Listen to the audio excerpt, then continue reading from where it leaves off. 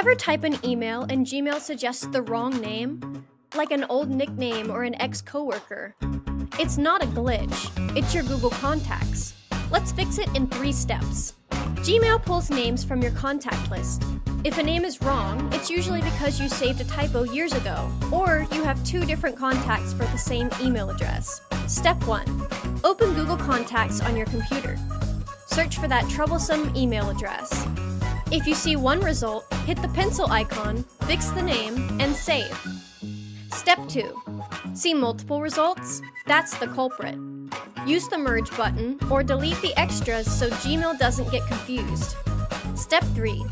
If it's still showing the old name, clear your browser cache and restart your browser. This forces Gmail to forget the old data and grab your fresh update.